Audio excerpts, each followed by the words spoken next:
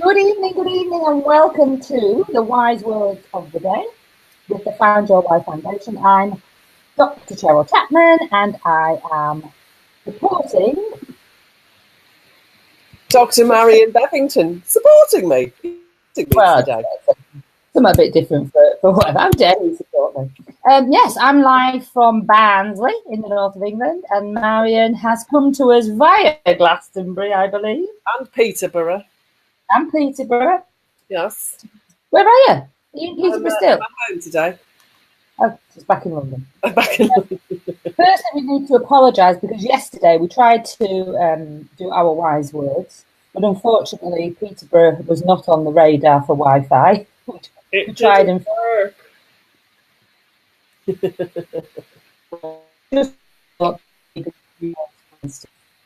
So here we are doing wise words of the day in answer to a question that has been raised by the wise women in the Little Laugh Lounge and all the wise men in the man cave. And so the question for today is, why can I speak to one person and yet when I speak to a group, I feel nervous? So, Marion, why is it that people can speak to one person without feeling any problem, and yet when they speak to another person, they feel nervous? And we're being joined by Jill Barham. Hello, Jill. Hello. Oh, it is tonight. Yes, it is okay tonight, because Marion was at Jill. So here we go. So yes, why can I speak to one person, and yet when I try to speak to a group, I feel nervous? Mazzy B, over to you. You've got a lot of experience with this, haven't you? I've got loads of experience with this because there's always a fear of judgment. If you've got a fear in speaking in front of a group, there'll be a fear of judgment of some kind.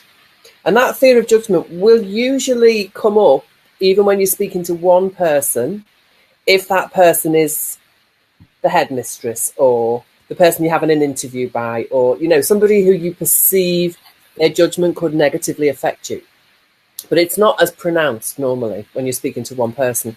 But as soon as you start to speak to more than one person, as soon as there's a group in front of you, and especially when it's people who you don't really know, and you have this idea of what you would like them to perceive about you, then you're actually trying to generate a specific type of judgment from them. So you want them to like you. You want them to be impressed by you. You want them to... So yeah, you've got all these expectations of what the other person is going to perceive.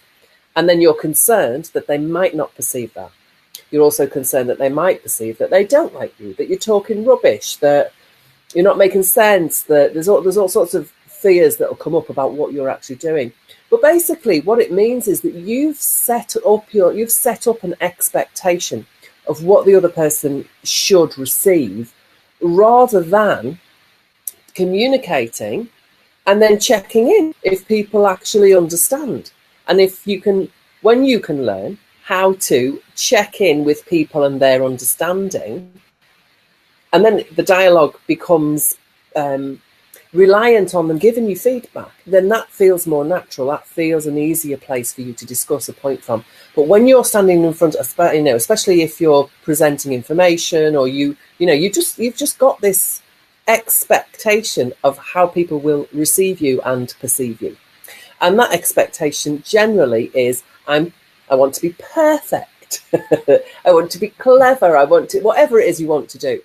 And then you've actually, underneath that, you've got a doubt. You've got a lack of self-confidence or a lack of self-esteem in this area that you believe you want that other person to perceive or receive from you.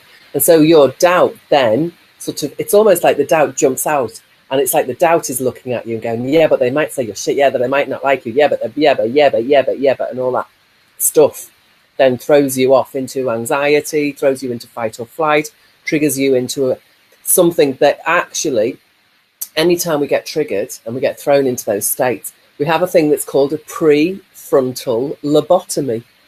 And what happens is the blood flow is stopped going to the front of the brain because you're in fight or flight. It's like you're being chased by the saber-toothed tiger. So guess where the blood goes? It goes into your legs so that you can run really fast, and it'll probably go into your arms so that you can fight if you need to.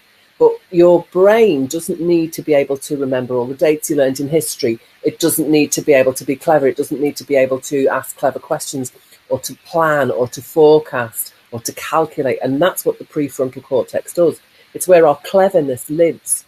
We don't need to be clever if we're legging it from a saber-toothed tiger, and the body knows that. So it switches off your cleverness.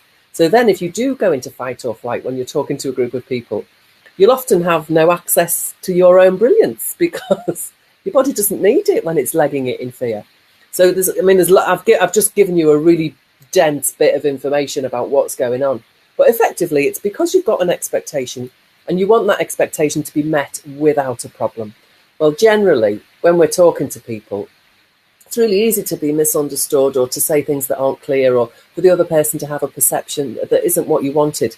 But actually, that's really very easy to correct if you've got your cleverness switched on and you can have a dialogue with that person or that crowd or that group or that audience and make sure that what you want them to understand is communicated and that you do that through the dialogue. So, that's the short answer. Oh, no, as if she'd give us a long one right now. So, who's joining us? Thank you, Marion, for that. It really, it reminds me of so many times when I was on stage at the beginning, and I'll talk about those in a minute. Just want to say hello to Angelica. Angelica, thank you very much for joining us. I know that you said that you were listening before. So yes, Jill, the Wi-Fi is okay tonight. So in terms of, I remember when I first started speaking on the stage, and there's two things I want to point out. First of all, yes, this perfection thing.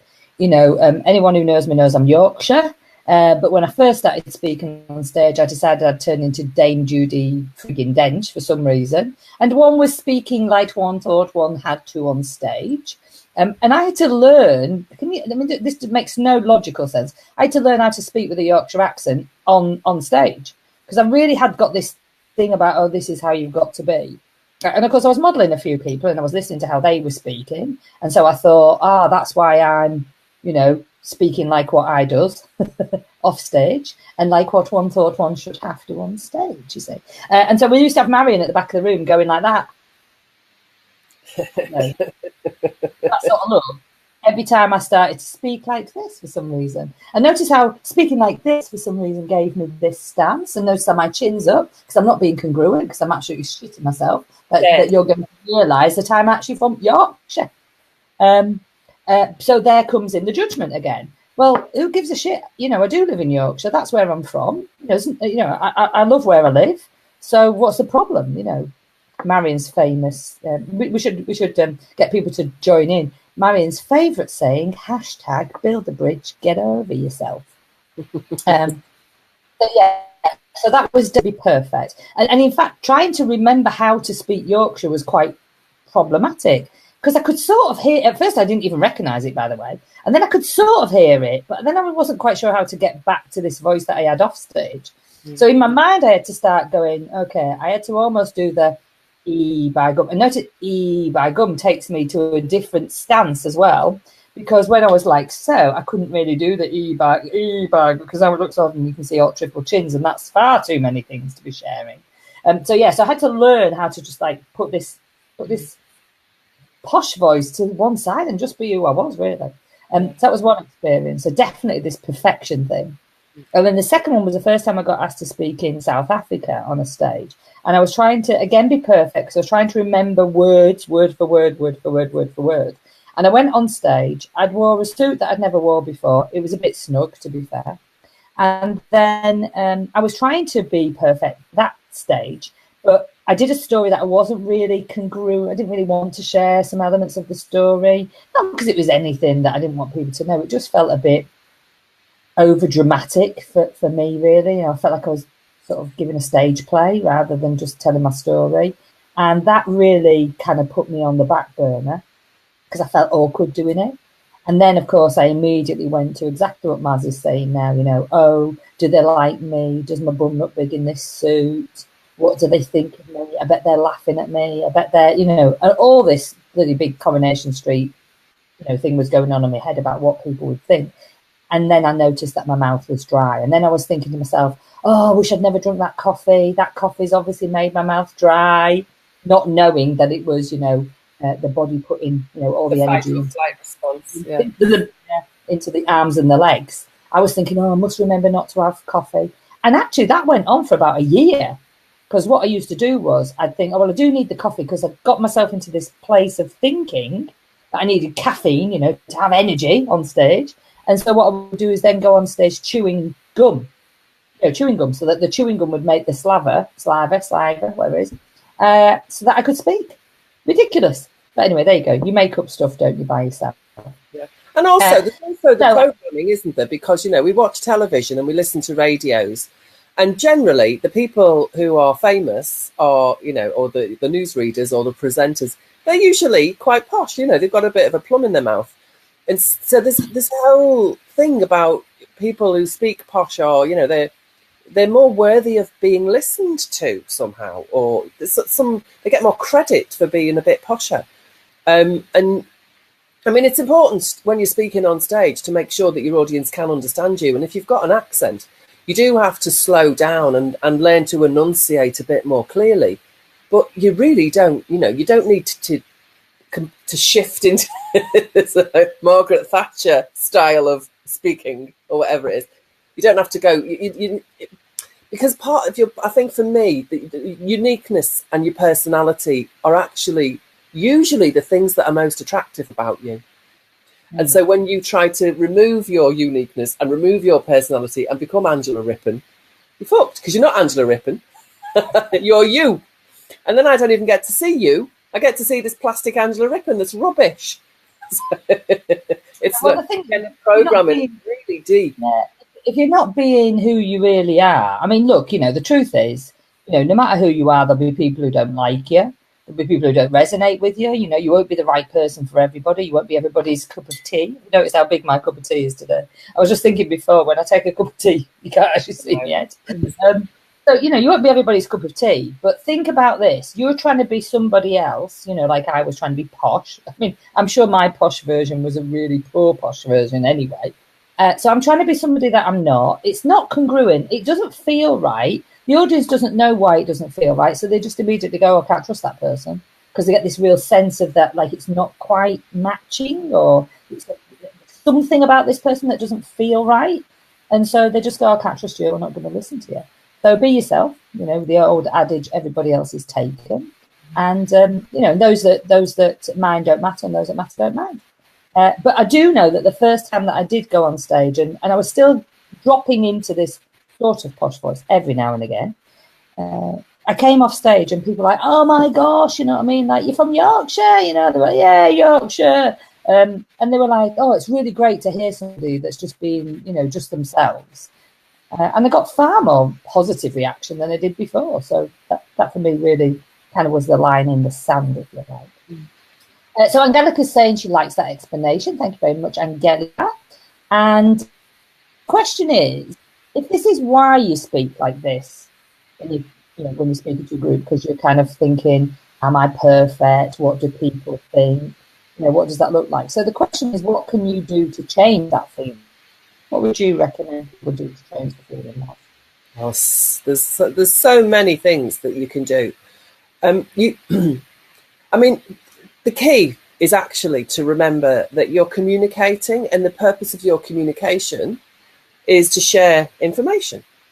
And so, like when you're trying to remember a script, or when you're trying to be perfect, the communication is actually coming with it into the mind first, and it's filtering it then to come out. Whereas when you speak from the heart, your mind, sometimes when you get very clever at this, you can kind of just get the mind out of the way and allow yourself to, and this is when you are really comfortable speaking to somebody, the one-on-one conversation with your mate, or with somebody that you're really interested in, or that there's an interesting connection, and you can just speak. You do not think about what you're saying. When we start to think about what we're saying, when we're starting to manipulate or to edit, there's always a bit of fight or flight involved. When you're totally relaxed, when you're comfortable and happy and peaceful within yourself, and you're sharing honestly and from the heart, The information basically comes directly out of you. Whereas when you have to bypass it through this filter of want to be perfect, want to get it right, want to get this specific response from that person, have all these expectations, you're filtering through that, and that's where this incongruence comes. That's where this energy weirdness comes, and that's what affects people. People know, and it's weird because some people don't even know consciously, but some subconsciously or unconsciously, you kind of want to get away, or you just can't. You're right, you can't trust it, and we do sense that, even if we're not aware of it. There's some part of it that's going to impact, the response that you're going to get from somebody. So what you can do about it is firstly realize that speaking from the heart is always going to get what you need. It's always going to share your message, your words, or whatever it is that you need to, that you're going to share with that person. It's going to be purer when it comes from the heart, and it's going to be received much more easily when it's pure. But that's quite a long journey. So understanding what the triggers are and how those triggers impact you you can begin to unravel the triggers that take you into fight or flight. So the triggers, there'll be all these ideas in your head about perfection or the expectation. And there's lots of different ways. Now, I've got a business called Stage Fright Away, where specifically I'm helping people to speak to more than one person or a camera, or that one person who they're really nervous about. So stage fright and fear of public speaking and performance anxiety, social anxiety is another version of it. They're all the same sort of response, and they're all basically you've gone into fight or flight. You might have even gone beyond fight or flight and gone into full-on freeze. But it means that you've been triggered, that you're stuck in an old program that's lived in your mind and your body for a very long time. And those programs were there to keep you safe originally. But they're not all, they don't serve you when they're impacting your language. So how do you undo those programs? How do you release or deprogram those old, out of date and useless things now? So there's lots of things that you can do. I use, with the Stage Fright Away, I use a process called EFT and matrix re-imprinting, which is like, it's the EFT can kind of get you into a more relaxed state. It's almost like a hypnotic state, actually. And then with matrix re-imprinting, what I do is we go back and we look at where the triggers were created. Where was your body tripped into that stress, into that fight or flight the first time that now you're just replicating that event? And I know with RTT and the work that you do, Cheryl, it's that we, you can get similar information to help you, so you get similar awareness about what's going on. And then once you understand what you've been doing and what the problems are, you can unprogram those and you can reprogram yourself with how you'd like to be. So it's really nice when you've got examples of people that you admire or people that you like or people that you see doing it in a way that, that you really, that it's congruent, that you trust, that they've got that confidence, that they've got that self-esteem, and that the communication is easy and flowing.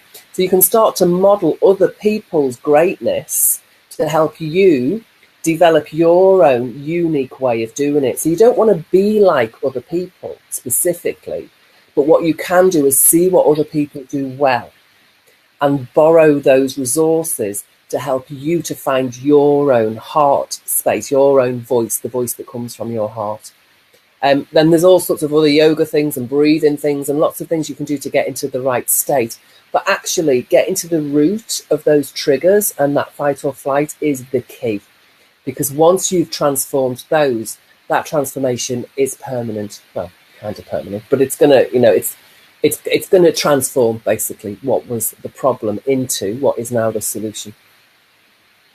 Yeah, I agree. I mean, modelling is really good because if you see somebody else that you like and you can follow their kind of stance, but not necessarily the stance, but the way that they are on stage. And also, I just think that the biggest things for me were it was breathing, but more peripheral vision, because going into brilliant. Of course, rather than like really being focused on something. If I'm focusing right now and I start to look at the end of my nose, I start to go a bit cross-eyed. I start to get a bit of a headache, a bit of anxiety, actually, because I'm really focusing on something. But if I drop back and I start to become aware of everything else around me, then my breathing automatically drops further down anyway. Because focus, when I'm focusing like on the end of my nose or on something on the screen, my breathing goes a little bit higher. And so that really helps me to just calm down a little bit. You can't be, up here if I'm down deeper. It just feels a lot calmer.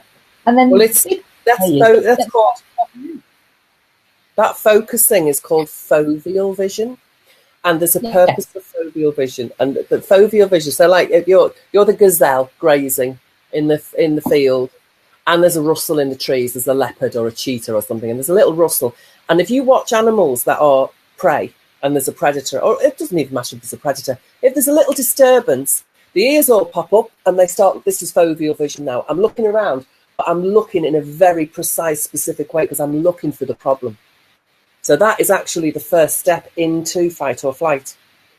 And when you do peripheral vision, you're undoing this, targeting your attention, and you're opening your attention up. So, and it's weird because it's actually, I mean, maybe not for a gazelle, but for a human, it's actually safer when we open up our vision to peripheral vision, because if there was a danger, we would be able to be aware of it. We'd feel it. And you might notice that even if it was behind you, peripheral vision is amazing because it just opens up your awareness. It makes it really expansive. And so rather than go, oh my God, where's that problem there? You look around and you go, okay, so there's a problem there, but there's an exit there. So in peripheral vision, not only can you find the problems, but you also have space for the solutions. So that difference between peripheral and foveal vision is just incredible.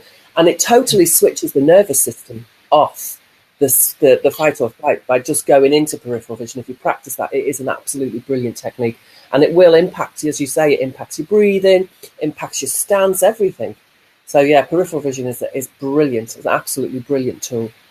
Yeah, it was a key for me, and I know when I when I learned about the eye contact, looking at people, you're still in peripheral vision. You're looking at one or two people at the same time. Each of those think that you're just looking at them, and that's also really comforting because you're now speaking just to one person here, one person here, one person there. So the peripheral vision, the breathing, and the eye contact are really useful tools I found. Yeah. And also the thing is, look, if you can change your focus from it being on you, does my bum look big in this? What do they think of me? To how can I help you? How can I help this audience? Now whenever I go on stage, it's about what can I do or say that might help, at least one person in this room. That might be something that they just need to hear right now. I have no idea what that could be, but I do know that works because one, I'm not bothered. Unless it's something vulgar hanging out, I'd probably be a bit more of a concern if I was a bloke with my flies open. Do you know what I mean? But as long as I'm not, doing anything really stupid. And to be honest with you, someone will point it out very quickly if you have forgot to do your flies up or your boobs hanging out of your brow or something. Someone will sort of say. But get the focus off you and get the focus onto the people that you can serve and that you can help. And it really does, because you're like, it doesn't matter about you. It doesn't matter about what they think about you. It's what they can do with what you want to share with them. That really helps for me. I can remember coming off stage once and a lady saying to me, oh my gosh, up until just hearing you speak then, Cheryl, I thought I was too old, too fat, and I was past it. But now I've listened to you, I mean, wow. I think it's a compliment. I did say to her, I'm going to take that as a compliment. And then she went, oh, no, I mean, but I don't care, because even though she did see me, as an older woman, not slim steer, size 8, 10, whatever. And I remember just at this last weekend, I did a little bit of presenting on a stage, and this guy said, oh my God, when you said, look, I'm an old bird from Barnsley, that just cracked me up. But I mean, that is it. I am in the second half of my life. I mean, only just, of course, clearly. And I am a bird, as we would say up here, and I'm from Barnsley. Yeah. So, no. And again, it goes back to the congruency and just being yourself. Do you know what I mean? So it's kind of I'm not there to try and impress anybody. I'm just trying to help people to understand that, they can do whatever they want to do. Or whether or not I'm sharing our system, somebody else's system, just sharing a few wise words. The same here tonight. And it's also when it can be quite tricky because if you are presenting to a bigger group, often people look bored, disengaged, disinterested, but it's actually because they're really listening to what you're saying. And so you'll see a lot of people just doing that. And I know when I first started to speak to bigger groups, because I was teaching before then, and when you're teaching, it's different because you're doing an activity. But when you're doing a presentation in front of a really big group, and it'd bother me that people were like, but then zombie dance. Listening to somebody that's really interesting, I'm the same. I'm like, because I'm just listening about the expression on my face. And because I'm receiving information, my face isn't expressing because I'm receiving. So I don't want to express and receive at the same time. It's a bit confusing. And I think understanding about asking the audience to respond to you is a massive key for me. So remembering to ask the audience, does that make sense? Do you agree with this? So just it is a dialogue. So yes. it's I think it really helps to get your comfort back when you see them all going.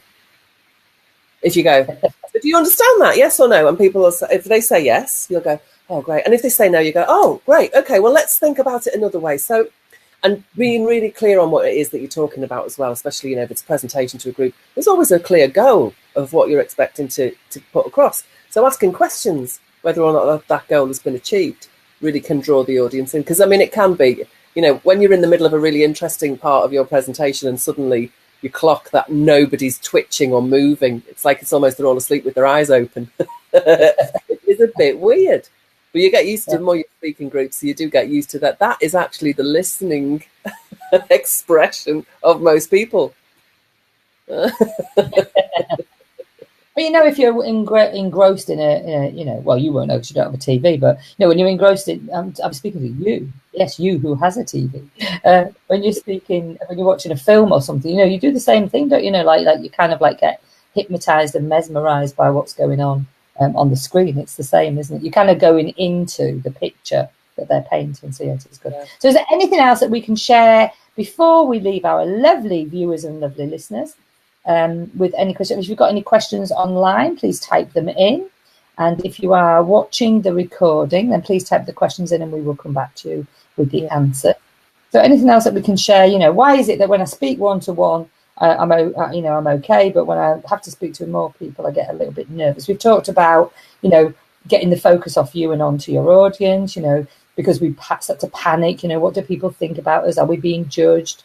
We've talked about, peripheral vision and being able to just, get the breath in the right place and take the focus again off of us, or being foveal and just concentrating too much.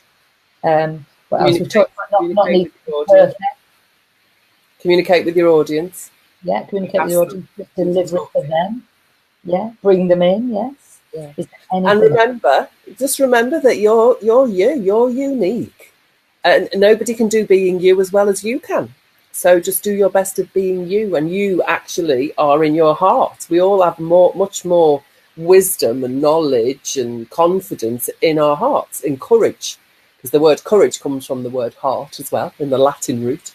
So allow yourself to really be yourself, connect to who you are, connect to the centre of you, and speak from that place.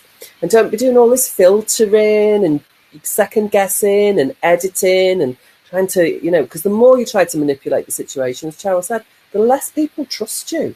And it can be really unconscious. So you'll end up with all these people who they don't even know why they don't really want to listen to you, because they're not getting it, because you're not actually giving it. You're giving something that's contrived.